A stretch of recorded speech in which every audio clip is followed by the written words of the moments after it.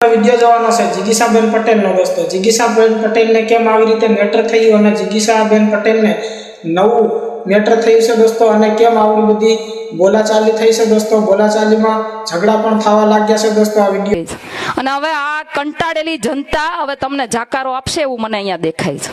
હું ગોંડલની અંદર જ્યારે જે ગામમાં જાઉં છું, લોકોની પીડા સાંભળું છું, લોકોનું કહેવાય ને કે એનો જે ડરનો માહોલ છે એ જોઉં છું।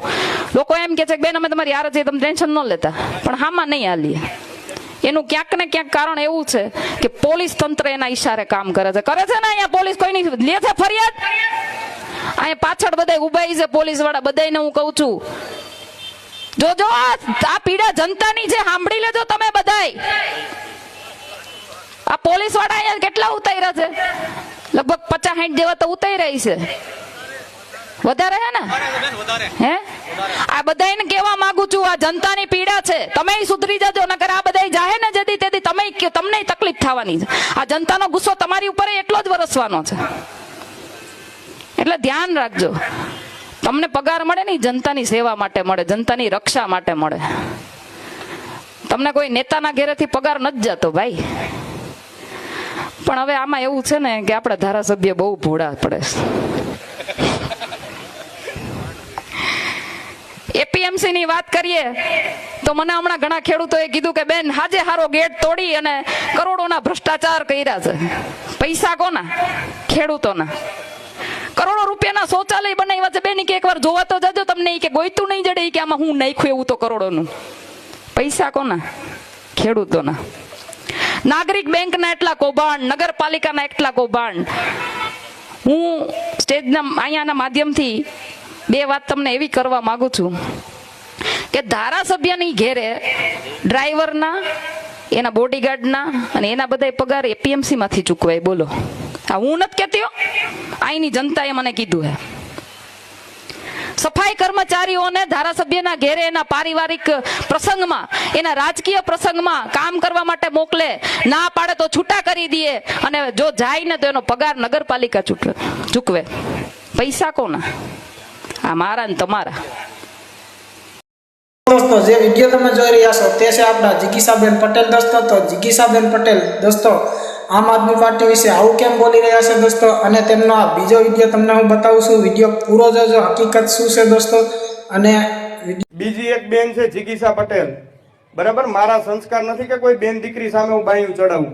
એને અહીંથી જાહેર મંચ ઉપરથી કહેવા માંગુ છું કે ભાઈ તું તારું ઘર નથી હાચવી શકી, તારા ઘરની અંદર કોઈ પણ વડીલો હોય, કોઈ પણ યુવાનો હોય, એને મેદાનની અંદર મોકલી દે। તું જેટલા પ્રશ્ન પૂછીશ એની જવાબ દેવાની મારી પૂરી તૈયારી છે। હું ને અલ્પેશ ઢોલરિયા બે ગોંડલમાં જ રહી છી। મારું મકાન આશાપુરા મેઇન રોડ પર ગીતા વિલાન અક્ષરધામ સોસાયટીમાં હું રહું છું। માનું ધાવણ ધાયવા હોય ને મરદના દીકરા હોય ને તો આડા આવી જાજો એકવાર। આશા છે કે કાલની જાહેરાત પછી તમને ઊંઘ તો આવી હશે। સુલતાનપુરથી ફેંકાયેલા પડકારને સ્વીકારી આવતીકાલે એટલે કે 27/4/2025 રવિવારના રોજ અલ્પેશભાઈ કથિરિયાની આગેવાનીમાં અમે લોકો ગોંડલમાં ફરવા આવી રહ્યા છીએ।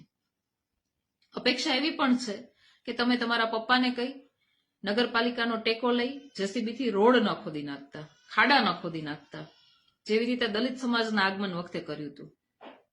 અને ગોંડલના દરવાજે મહેમાનોના સ્વાગત માટે સામાયું લઈ અને તમે કીધું એ પ્રમાણે તૈયાર રહેજો।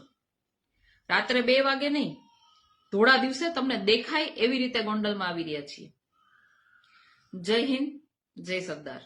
અંદર ગાંડો ગરાસિયો જે નામ ગોંડલની અંદર ખૂબ જ ફેમસ છે, આખું ગ્રુપ ચાલે છે, અને આ ગણેશ ગોંડલના સમર્થનમાં આ લોકો કામ કરે છે, બીજેપી સાથે સંકળાયેલા છે। ગાંડો ગરાસિયો, નીચે એને લખ્યું છે એના બાયોમાં, સારી ઉંમર નિકલ ગઈ इसी खेल में, 2 दिन બહાર 4 दिन જેલ में। ત્યાં સુધી બરાબર છે, તમારા જે ધંધા હોય તમે કરો, અમને એનાથી ફરક નથી પડતો, આ પોલીસ તંત્રને ફરક નથી પડતો, કરવા દે છે કરો। પરંતુ એના પછી એને લખ્યું છે ક્ષત્રાવટ। અરે ભાઈ, ક્ષત્રિય કોને કહેવાય ખબર પડે? ક્ષત્રિય ધર્મ એવો હોય કે જે બધાની રક્ષા કરે। આ છાના મના કોઈક બેનું દીકરીઓને મોર કરી અને કોઈ બીજી બેનું દીકરી ઉપર હમલા કરાવવાના પ્રયત્નો ન કરે, એવા નીચ કામ ન કરે। ક્ષત્રાવટ કોને કહેવાય? એટલે આ તમારા બાયોમાંથી કાઢી નાખજો। મારે એટલું જ કહેવાનું છે, આખા ગુજરાતને ખબર છે કે આ હુમલો કોના દ્વારા કરાવવામાં આવ્યો છે। બસ પોલીસ તંત્ર એનું કામગીરી વ્યવસ્થિત રીતે અને નિષ્પક્ષ રીતે કરે.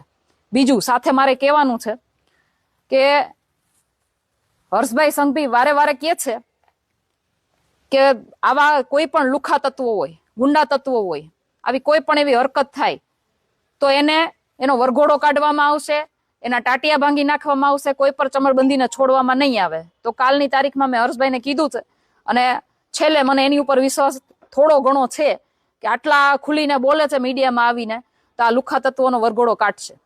નહીતર પછી મેં કાલે જે મીડિયાના માધ્યમથી જે બંગડી પહેરી હતી ને એ બંગડી 48 કલાક પૂરા થાય એટલે બંગડી પહેરી અને મીડિયાના માધ્યમથી મને બતાવી દેજો કે આ બાહુબલીની સામે નાયબ મુખ્યમંત્રી કે ગૃહમંત્રીનું કઈ ચાલ્યું નથી. જેવી રીતે કોઈ પણ મંત્રી તમારા ભાજપમાં જે બધા મંત્રી છે ને એ લોકોનું ચાલતું નથી ને એવી રીતે ચાલ્યું નથી. જોકે અહીંયા લોકલ પોલીસ તો કઈ કામ કરતા નથી. એસપી સાહેબને રજૂઆત કરીએ છીએ પણ એસપી સાહેબ તો ખાલી હા થઈ જશે, હા અમે જોઈ લેશું, હા અમે તપાસ કરી લેશું, પણ એની તપાસમાં કઈ ખુલતું નથી. એટલે છેલ્લે હું હર્ષભાઈ સંઘવીને એટલું કહું છું કે તમારાથી થાય તો કરજો, ન થાય તો 48 કલાક પૂરી થાય ને એટલે બંગડીઓ પહેરીને મને મીડિયાના માધ્યમથી કહેજો. એટલે હું તમારી પાસે બીજી વખત કોઈ ફરિયાદ લઈને કે કોઈ અપેક્ષા લઈને નહીં આવું. અને આ ગુજરાતની દીકરી તરીકે તમને કહું છું કે ગુજરાતની દીકરી આ ન્યાય માગે છે. જય હિન્દ, જય ભારત.